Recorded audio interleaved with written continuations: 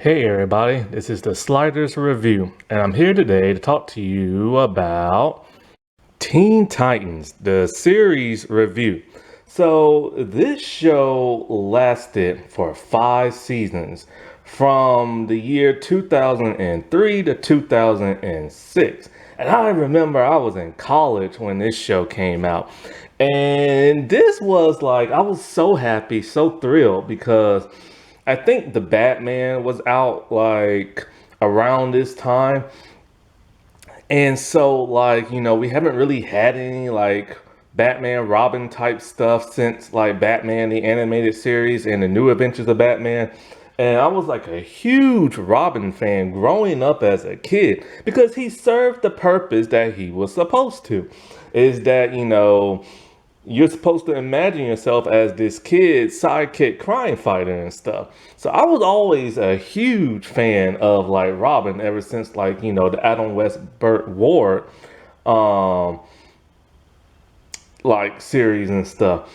And so when I heard that, they were making a Teen Titans show, which I've never heard of Teen Titans before, because I don't read comics, but it was around like in the 60s. They're a group of like heroes that are younger and decide to make their own group. And their leader, of course, is Robin, who founded the group. And so when I heard Robin was in this show, oh man, I was thrilled. And he had a really cool look to him. It was different from the Bruce Timm look and stuff. But like I was digging it. I still don't understand the boots. Like those weird metal things like on the boots and stuff. I still don't understand that. But it gave it its own unique flavor, you know what I'm saying? And so I remember when this show came out, it was late at night. It was on Cartoon Network. My eyes were glued to the television stuff, and I was amazed by what I saw. But I was also a little confused. I'm all like, is this anime? I'm like, nah, it can't be, because this is an American cartoon. And, I doubt DC will go the animated route. But they did, kinda. It's not traditional anime, it's American like anime. It's very influenced by Japanese animation and stuff. And it's probably the very first like American cartoon to use Japanese influence in their like animation style. Not saying that a Japanese company animated, no, because they always do that in American cartoon. But I mean an actual American cartoon that looks like actual anime. And it was, I truly believe it was the first and everything. And it just like really kept people engaged. Like this show was phenomenal and everything. And it was so phenomenal that after it got canceled, years later, they created Young Justice and put that on Cartoon Network. And the moment Young Justice came out, as good as it was, you had tons of fans talking about, well, we just want Teen Titans. Like, we don't want this show. We want Teen Titans. So Warner Brothers and DC heard that and they brought Teen Titans back. Just not in the way people expected. And I'll get into that a little bit later and stuff. Oh, I can't believe how they brought this show back. But this show was masterminded by Glenn Murakami, and he's worked on several DC projects over time, working closely with Bruce Timm, like Batman the Animated Series, Batman Beyond. Like we saw those Asian, lettering and influence and designs of the characters, we have him to thank for that and stuff. And Bruce Timm actually was an executive producer for the first 2 seasons, but then later left for some reason. It's unclear why he left. And I believe Linda Steiner and David Slack, I believe they took over as executive producers for the other remaining seasons and stuff. Or was it Sam Register that was also an executive producer? Anyway, I can't remember. Anyway, but yeah, Glenn like really came up with a really unique concept for this show. Like they was teens And the show had darkness to it, but it also had that element of fun and comic book nature to it. So it had a nice blend of all these different things that didn't like take over the other. It was just like nicely blended out. And young people liked it, older people liked it. So it was one of those type of cartoons that everybody could like watch and get along with. And the overabundance of anime didn't like hinder the show in any kind of way. It actually helped in a really interesting, odd kind of way, because it's like they've done, like after this show, they've done other teen superhero groups. They done the Legion of Superheroes. They did Young Justice. But like with the Legion of Superheroes, it was a young team that felt young, but they tried to make it mature.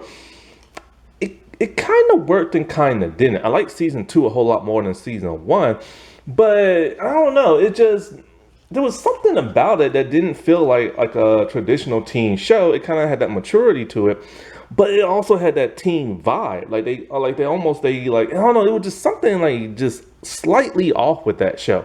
Then you got Young Justice, which is a young teen show, but they were super mature and everything. So that never felt like a teen superhero show. But this, because of the anime helping it out and the exaggeration and everything and the humor, it really felt like they was actually really teenagers and stuff. And you never felt any time that they might have been adults. Like you feel like Cyborg's an older teenager, but that's about it. You know what I'm saying? And so, like, the first 2 seasons also aired on Kids WB. There's a total of 65 episodes. And one of the really cool things that Glenn did was that he didn't really reveal anybody's secret identity. Like, at that time of when the show was on and everything, Robin kept his mask on 24/7. And if he ever took it off, he'll be wearing like shades, which we saw in the Tokyo movie and stuff. But other than that, he always wore his mask. We've never seen his eyes. We've never seen him in civilian clothes. And except for the Tokyo movie and stuff, but we never seen his eyes and everything. Now, some people have decided to draw the eyes for him, and they drew them really big. That's how most of the characters' eyes are in here. But also during this time, nobody knew exactly which Robin he was until it was later revealed in very clever ways. Like, I think it was the 2nd or 3rd season, probably the second, or maybe it was 3rd, I can't remember, where Slade's mask was left behind. It left back like a gas that made Robin hallucinate, and he started having flashbacks when Raven went inside his mind. And inside his mind, we saw, like, Batman training him in silhouette and gymnastics and stuff like that, which could only be Dick Grayson. Plus, when they were trying to figure out who is Red X, like Beast Boy had a post up and said, it could be Jason Todd and all this other stuff. And it's like, okay, well, if he thinks it's Jason Todd, then that means that this Robin can't be Jason Todd. And I don't know why people would assume it's like, well, I guess I know why they would assume it's Tim Drake. Because when you got the Young Justice, which was supposed to be Tim Drake, they decided to make it Dick Grayson instead. Confusing fans because it was set like every cartoon set in a different universe. But they really made it like sure to let people know that and stuff. So that was really cool that it was revealed that it was Dick Grayson and stuff. As for the others, when it came to Starfire and it came to Raven, they've never used their aliases and stuff. They never used Koriand'r, and they never used Rachel. And as for Cyborg, when he went undercover for the Brotherhood, not Brotherhood of Evil, but the brother or something, Brotherhood of Evil. I don't know. I forget the name. Father Blood, Brother Blood. I forget his name, but he had like a group organization. And so Cyborg went undercover with a hologram that masked his appearance and made him look fully human and turned his body to stone. And he said, "My name is Stone," which of course is a hint to Victor Stone. And as for Beast Boy, they actually just gave up his identity in the last season when the Doom Patrol came in. They called him Garfield and everything. And so that's the only time like their identities ever been revealed. So it's mostly just Beast Boy's identity that really got revealed and stuff. And I don't know why, because it's kind of like the dude got green skin. He doesn't wear a mask no more. So what does it matter if he reveals his identity, you know? Like, that's the one thing that's weird about Teen Titans. They look the way they always do and never wear disguises except for Robin. So everybody should be able to figure out who they are. And of course, if Dick Grayson is hanging out with them, then they should know that, hey, he's Robin and stuff. And so, like, I think one reason why Glenn said he did that is because he didn't want, like, of course, he wanted to be, like, different from Batman the animated series, but, like, you know, he wanted people to invest into picturing themselves as these heroes and not their civilian forms.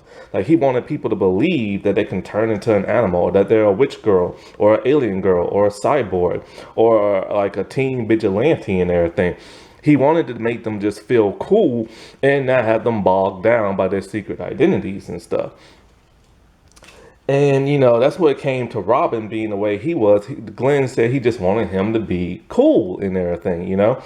And, like, this is why this version of Robin is so, like, ninja-like and everything. And by far, this is probably the coolest version of Robin, like, ever, whether it be animated or live action and stuff. This dude was just awesome, man. He was fearless. It was hard to take him down in a fight. Like, he's like always thinking like 2 steps ahead and everything. And he's extremely determined. Now, the voice cast is so legendary now. Some of the people I've heard back in the day, and 3 of them I heard oh no, 2 of them I heard just because of this show. And I've heard their voices in other things like later on in life. Like, you have like Scott Menville, who I heard from him, like I heard his voice in Carmen Sandiego, like back in the day.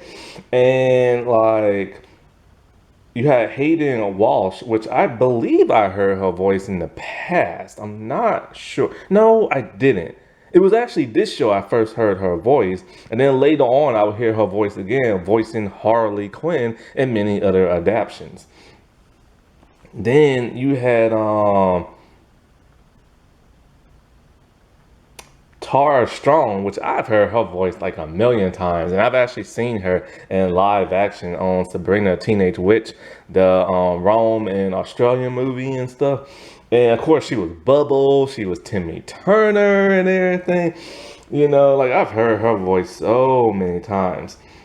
Greg Crisp, like this is my first time ever hearing his voice, but like of course, he went on to play Michelangelo. But then I saw him in the 4th Fast and Furious movie, and he played that pimp. And I believe his name is Corey Payton. Like, it was the first time I ever really heard his voice, but I heard it in many other things afterwards. And of course, he voiced Aqualad in Young Justice. And he was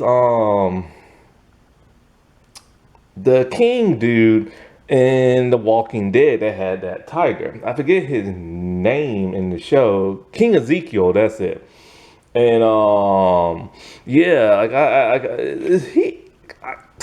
man, that dude is cyborg with the booyahs and everything. Like that dude cracked me up. So it had a very famous, like, you know, voice cast. And there was other famous people like Ron Perlman, who was Slade, Will Wheaton, who was Aqualad and everything. Michael Rosenbaum playing Kid Flash. Like, come on now. That was so awesome to hear because he played the adult Flash in, like, you know, the Justice League animated series. And what's also cool is that, you know, this show will have voice crossovers and stuff, and sometimes a character crossover that was really interesting. Like, all of these actors that I just named, they crossed over into Justice League, the animated series, season 2, when they played the Royal Flush game. But then when Speedy showed up in this series, voiced by the actor who voiced him and stuff, he later crossed on over to Justice League Unlimited Patriot Act. And it was the same voice actor. The design was different and stuff. And that was like cool. I remember that confused me. I'm like, well, hold up now. Is this the same dude? Because it's not the same Robin, because we know he went on to be Nightwing, and we know this Robin doesn't become Nightwing until far into the future and stuff. The intro is like amazing, man. The intro really gets you hooked into the show. And there's two different versions. There's an English version and a Japanese version, both sung by Puffy Amiyami. And I've never heard of that band before. And it's like, that was my first time ever hearing Japanese music at that time. And they actually got their own cartoon on Cartoon Network from 2004 to 2006 because of this. But it wasn't the singers' voices in the show. They got an actual voice cast and stuff. Now, what's interesting about the intro is that for serious episodes, the intro was sung in English. But for more sillier, goofier episodes, it was sung in Japanese. And so, there's also a longer version, on YouTube and stuff. Now, one thing that's really interesting about this show is that each season pertains to that of an individual Titan. Season 1 was primarily about Robin. Season 2 was primarily about that of Tara. And Tara shows up as the newest member. Of course, she's from the comics and the whole Judas contract thing, which they took an adaptation of. Season 3 was Cyborg, Season 4 was Raven, and Season 5 was Beast Boy. Sadly, though, Starfire never got her own season arc. She had individual solo episodes, but never an actual season arc, which they could have just took out the Terra season arc and gave it to her, but they didn't. And they still could have included Terra, but they didn't. And so not only was these Titans the actual Titan group, they was like Titan West. In the show, they also created Titans East, which comprised of that of Speedy, Bumblebee, Aqualad, and I'm not sure how to say these guys' name, Maswai Monis or something like that. They were the only ones, the little two Hispanic speedsters and everything, who have to touch each other in order to run fast. They were the only made up heroes for Titans East and everything. And in fact, one reason people believe the cancellation of this show is the pitch of season 6. Apparently, the network wanted to split up the Titans and have them form other groups because of what happened in the final season. And Titans East was supposed to be one of them, led by Cyborg. Supposedly that led to the cancellation. There's other speculations that led to the cancellation, toy sales, and just other little small things that's never truly ever been really confirmed, Now, out of all the seasons, season 5 is the only one that really confuses me. It just seems like tons of stuff was thrown together with no real clear thought. It's the Beast Boy season, and we see the Doom Patrol, I believe, in the first 2 episodes. But then afterwards, it's the Brotherhood of Evil. They go on this mission to want to take down the Teen Titans. And the reason for that is because, the Teen Titans helped stop them with the Doom Patrol. So I guess they thought, I guess these teen heroes are something fierce and we need to stop them. So instead of just killing them off individually or capturing them individually, they're only looking for their communicators that the Titans West gave them. And because they made them honorary, Titans and stuff. The thing with that is Why didn't they just capture the honorary Titans? 'Cause that's what they did eventually. But no, they wanted the communicator, and a one that's fully intact, so they can trace down all the honorary Titans and then simultaneously attack them all at the same time. I kind of get that because it's kind of like, okay, if you hit them individually, they'll just warn the others. And but then eventually, like I said before, they just captured them, and I guess they just wanted to kill them. But it's like, why didn't they kill them to begin with or capture them? And then, well, actually, they froze them. They didn't really want to kill them. They froze their bodies and stuff. So it's kind of like, why they just didn't capture them, destroy their communication, and just like, freeze them. Because the other Titans didn't know they got captured until they put out of distress and stuff. I don't know, it's just like really weird. And then so of course they got defeated in a very fast way, but then you see all the Titans hanging out at Titans Tower and the honorary ones, and the Titans West is kind of like, why are they here? But you know why they're here and everything. And then when something bad happens, you all like, oh, we got strength in numbers now. So it really made it seem like there was gonna be like this huge Justice League Unlimited type season in season 6.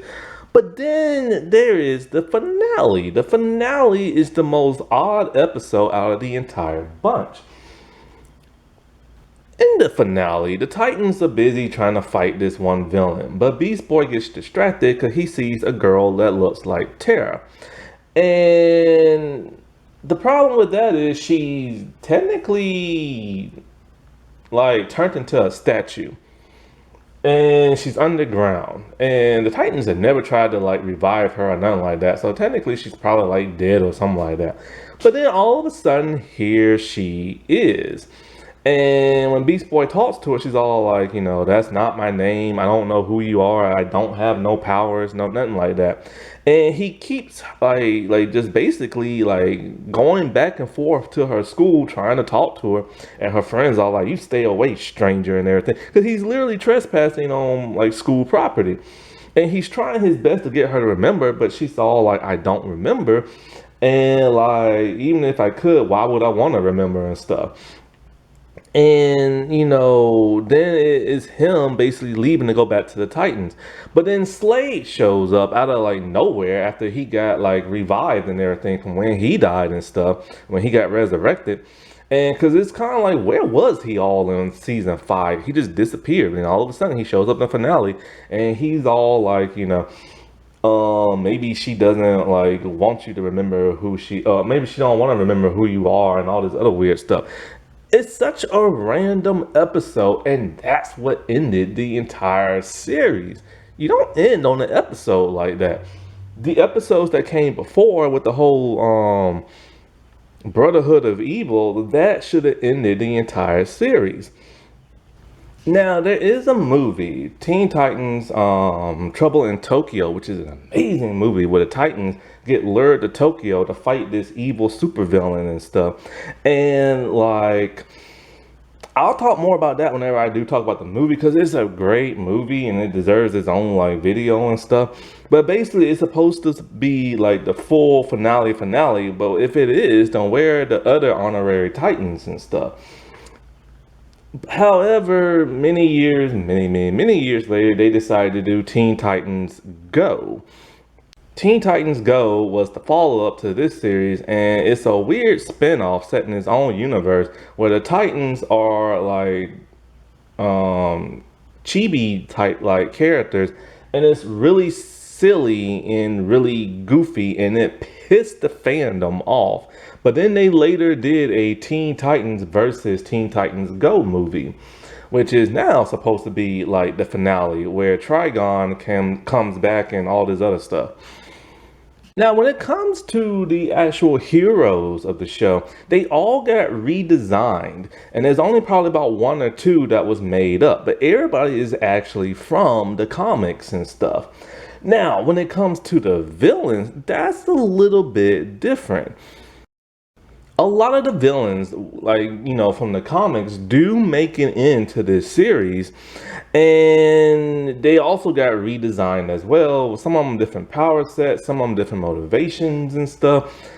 And yes, Ding Dong Daddy is actually from the comics, and they actually used his name. I can't believe they got away with that. But then a couple of the villains are actually made up for like the show. I don't know the percentage of the villains. Sometimes I think it's around, split in the middle, like, which ones are made up and which ones aren't. But the ones that are made up are actually pretty cool and stuff. Now there is a lost episode, and there's even a wacky race type episode that is just hilarious, where Ding Dong Daddy has stolen something of Robin's, and he wants to get it back. So all these villains are trying to get it. And Red X is one of those villains or anti-villains, or well, anti-hero, whatever he is trying to get it as well. But when he knows Robin really, really, really wants it really bad, he decides to help him out and let him get it.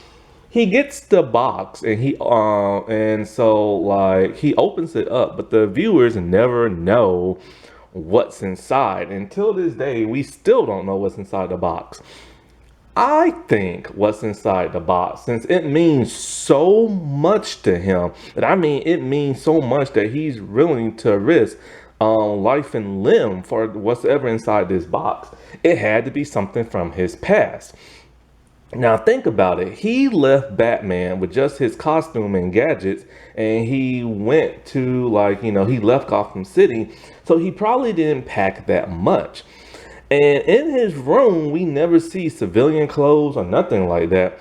So most likely he took what meant the most to him, and I believe it's a picture of his family, the Flying Graysons. And if it's that, it's probably a picture of him and Bruce Wayne. But most likely it's something that has to do with his childhood from the Flying Graysons. And it's something so secretive he doesn't want nobody to know. But he decides to share it with the Titans because that became his new family.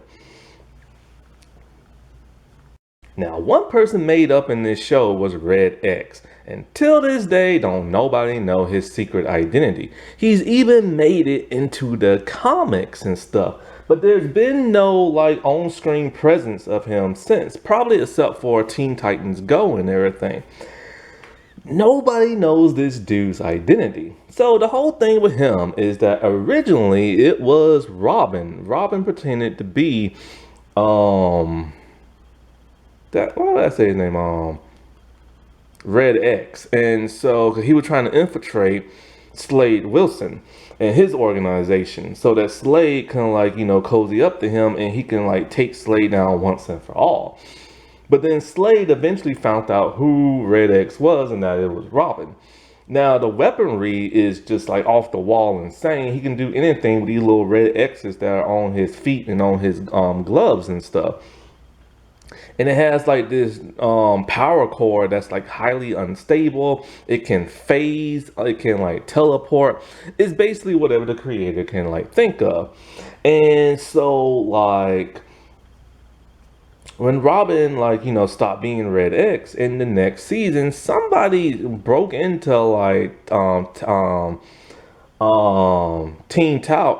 Titan Tower, and stole the costume and everything. And at first they was a thief, and whoever it was had the same fighting skill as Robin, even dove off the building the way Robin does that Batman taught him. And of course he had Robin's voice because that was the voice that Robin used. It was just modified and stuff. And so he decided to leave, but he keeps telling Robin he's not the bad guy. He's just looking out for himself and everything. He's just a thief. When we see him later on, like I said, he helps Robin out. Still to this day, nobody knows, and Glenn will not spill the secrets and stuff. People assume it might be Jason Todd, but nobody knows. And why would Jason Todd do this? Because Jason Todd has never really truly been established in the Teen Titans show. He was just brought up by Beast Boy and stuff. Now, one of the coolest episodes, and by far one of the best, is when Kid Flash just showed up out of random and everything, voiced by Michael Rosenbaum, who was the adult Flash Wally West in the Justice League series.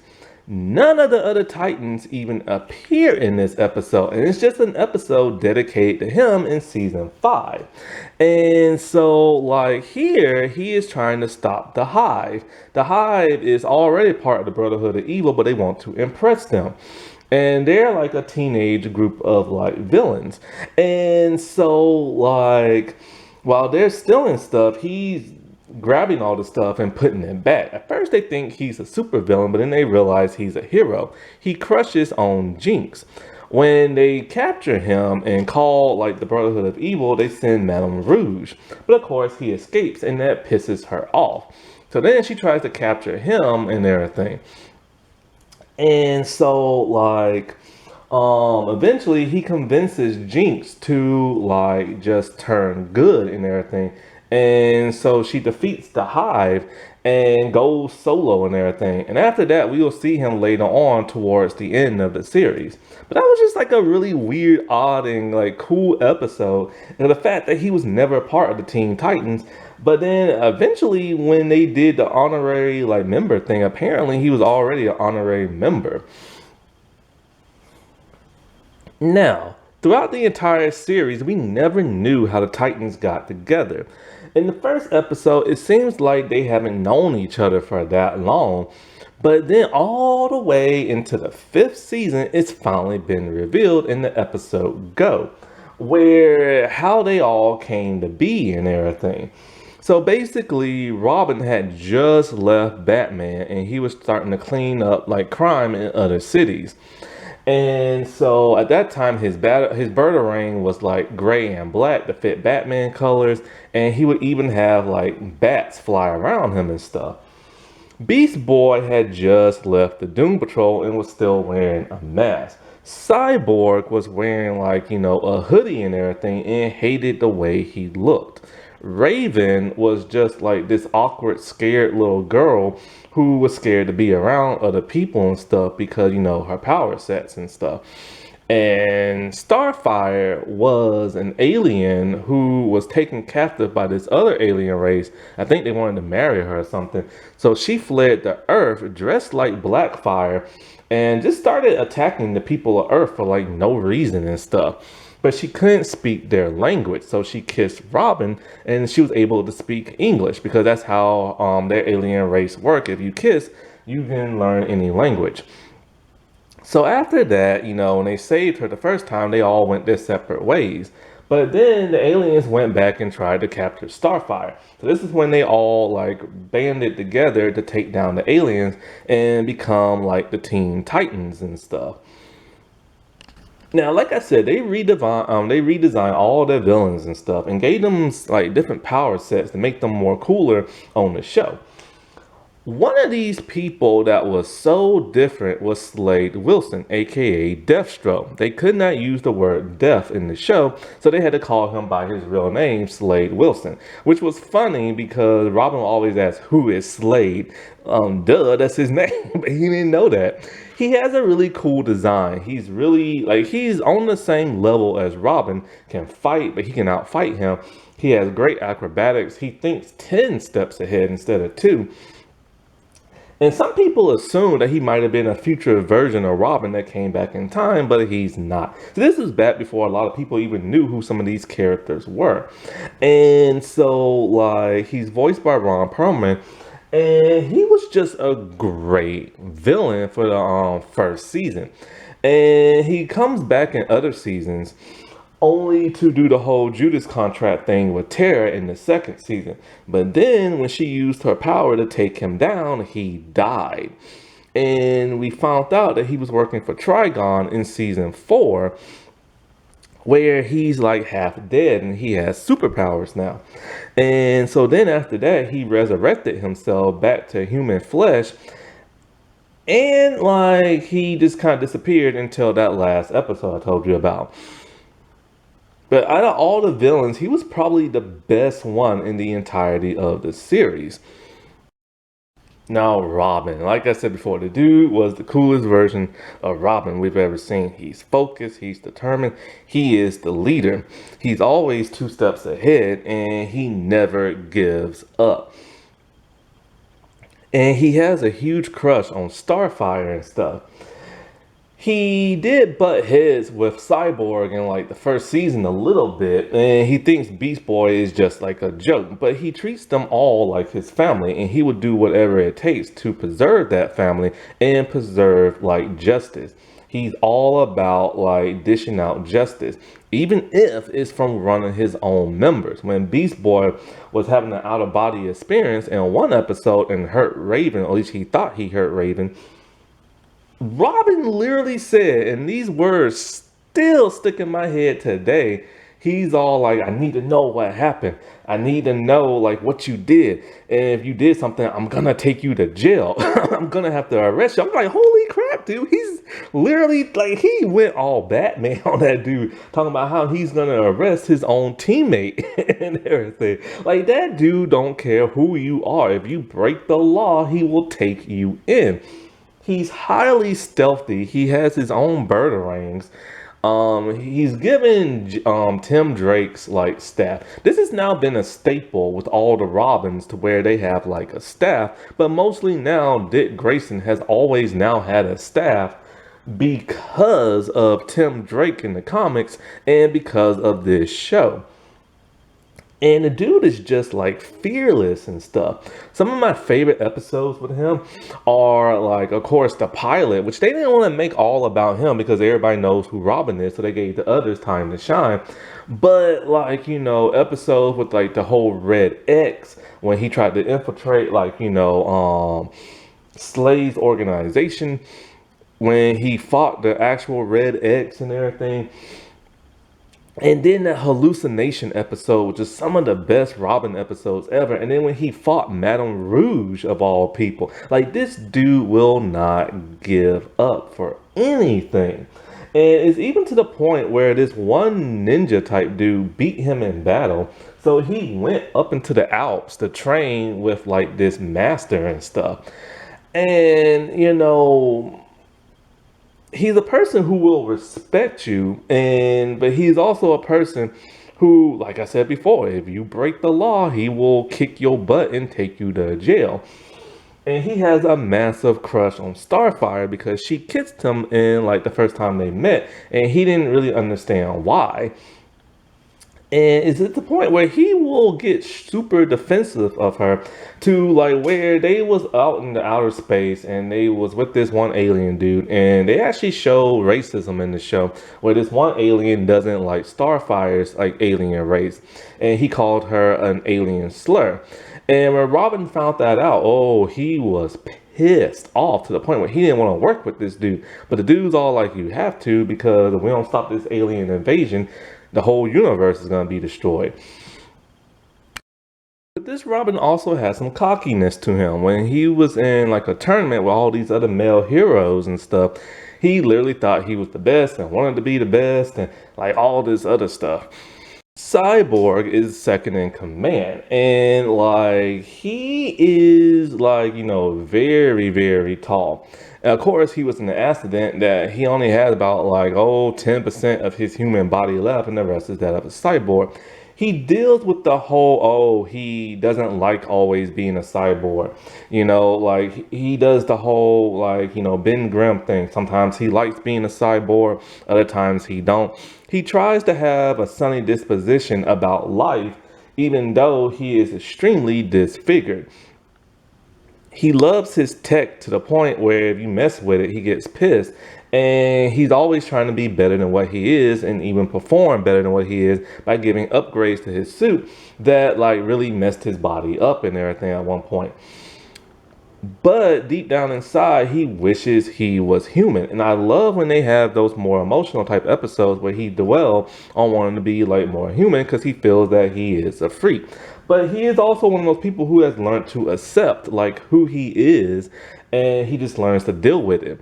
He loves to eat, and he loves to play like video games and fix on like his car and like other stuff. He had some really cool episodes, like where he was the leader of Teen Titans East, and when he went back in time through those barbarian days and he helped out that one civilization. Then there are other times where like this one guy, I forget, he kidnapped him. I talked about this episode once. And I think he wanted to change his body layout or something like that. And he's all like, no, this is who I am, and and all this other stuff. And it's just one of those cool things that where it's like, he hates the way he is, but he's learned to make the best of it. And he's just this big smiling booyah type guy and everything. Beast Boy is his best friend, where they do pretty much everything together. They fight together, they play video games together, they argue together and stuff like that. Raven is a half human, half demon. This version decided to make her goth. And this will later trickle over into those new 52 animated movies that DC later on did when they made her goth as well. And so this Raven is all about keeping her emotions in check.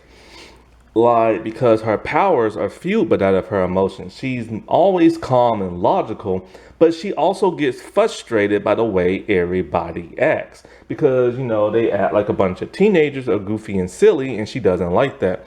One of her biggest enemies in the show is actually her teammate, Beast Boy and Starfire, because those two are so happy-go-lucky, and it gets on her nerves. But deep down inside, she does care about them, and her and Starfire literally bonded in one episode where they had to switch bodies and everything, and they learned to respect each other and their powers and their emotions and stuff. She's the type of person who just loves it when people are quiet, but of course people aren't like that. And so she always says Azeroth, Metreon, Zenthos, and I think the last part was added for the show because it was never like that in the comic. And so, like, we do get to see some emotional sides with her when, like, she actually falls in love with, she thinks is this, like, wizard dude in, like, a book, like a hero, but he's actually, like, this evil dragon type, like, sorcerer and stuff. And it's really interesting to see episodes like that because we never get to see her just, like, let loose or try to be, like, normal and stuff because she's always trying to keep it, like, her emotions in and stuff. And there was one episode where her emotions started to come all out, where she started being like, really evil to this one villain, or like, she was silly at one point in time. And it's because there was something going on inside of her, and there's like a mirror that she's able to travel inside her mind. Beast Boy and Cyborg went into her room when she doesn't like nobody to go in her room. And like, they went inside her mind to help her out. And we, saw that, that it's like an eternal struggle with all her emotions and like her father, Trigon. Trigon is the DC version of the devil. And like, he's extremely evil, and it's been prophesied that he will come out through Raven's body into the land of the living. She's known about this for years, and she's always dreaded the day of her birthday. So when it came, she just tried to like, not make it happen, but Slade was working for her father, and it was one of the coolest episodes ever, where like her hair grows like really long, and she has these like red tattoo that glows on her body, but then she later cuts her hair off again because she doesn't like long hair, but she looked really cool with the long hair. She wears like this purplish blue like cloak and everything. Not sure if it's purple or it's blue or a combination of both, because it's the same color as her hair. A lot of people always assumed it was blue, but it looks more purplish now when you watch it on like HBO Max. And there's other different versions of her, like with cloaks inside her mind. There's orange, there's yellow, there's pink, there's white, and stuff like that. In the future, she's like decked out all in white. I forget why and everything. Her best episodes were those Trigon episodes. It was just so like different and demonic and everything. Like they really went there with her being like afraid for her birthday to come, and then, just waiting for the day to be over. And then here's her dad trying to come, and Slade's trying to help like his resurrection, and the Titans trying to like prevent all of this from happening, only for her to give up because he was hurting like her friends and stuff, and for them to go down in that demonic underworld and like try to like stop Trigon from like coming. And It was such an amazing like solo episodes that like she had. Starfire is a Tamaranian, and she's an alien, a very bubbly, goofy, silly, and very like gullible, like naive alien. She loves Robin to death, has a massive crush on him, but she just loves life in general. She's always happy, she's always sunny, and it's very rare to get her like sad and upset, but some things do, like Blackfire, her sister, who's always trying to kill her or frame her for something. And so, like, she's the only one I said who's never gotten a solo season, but she's gotten some solo episodes. Her solo episodes aren't really my favorite. Like, there's the one where she has like a giant pimple. There's another one where like she's being forced to marry Gargle Sludge or something like that. But then the most prominent one is probably the racist episode that I described, where this one alien doesn't like her race because they're kind of barbarian, like a really brutal type, like alien race and stuff. Her and Raven, like I said before, never really got along in the beginning because she's happy and sunny and Raven's dark and gloom. But Robin is the one she has a massive crush on, and she will do anything to help him if he's like in danger and stuff, even if it means deviating from like the mission, which she has to always be talked back into and stuff. Actually, there is one Starfire episode I really, really like. It's the one where she's fighting this one villain along with the group, and he travels through time, and she follows him and damages his suit. And so she's in a very distant future, and the Titans are no longer together, and they gone their separate ways. Robin has become Nightwing. Cyborg now lives in a tower with he barely has any like power supply. Beast Boy is bald, overweight, and it's kind of like a circus attraction. And Raven is just like sad and depressed and everything. And she decided that, she's gonna stop this bad guy and have him fix the future because she believes he's the one who ruined their future. But it turns out he didn't do anything.